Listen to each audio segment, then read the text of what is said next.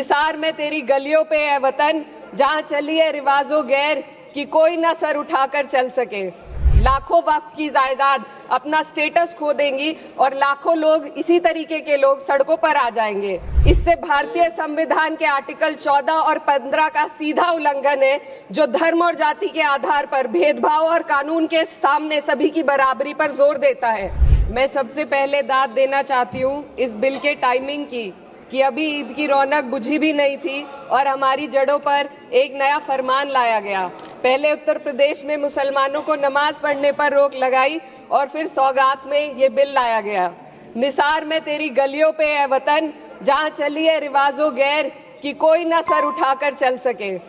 मैं सभापति जी आपको ये बताना चाहती हूँ कि ईद के मौके पर एक विधवा महिला अपनी लड़की के साथ मेरे पास आई और उसने बताया कि वह एक वक्फ की प्रॉपर्टी में रहती है, वही उसके सर पर छत का काम भी करती है और उसकी रोजी रोटी भी वहीं से आती है।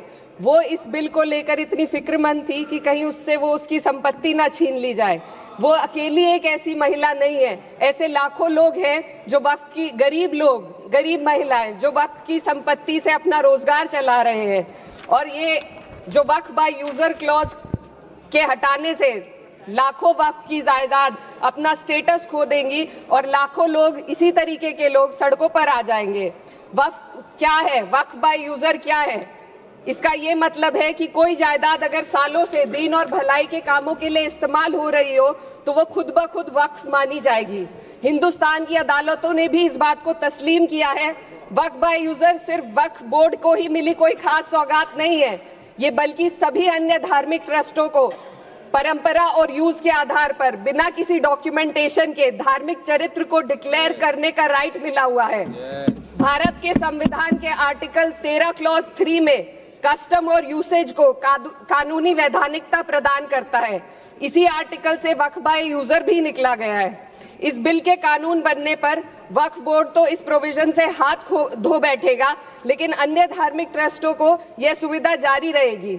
इससे भारतीय संविधान के आर्टिकल 14 और 15 का सीधा उल्लंघन है, जो धर्म और जाति के आधार पर भेदभाव और कानून के सामने सभी की बराबरी पर जोर देता है।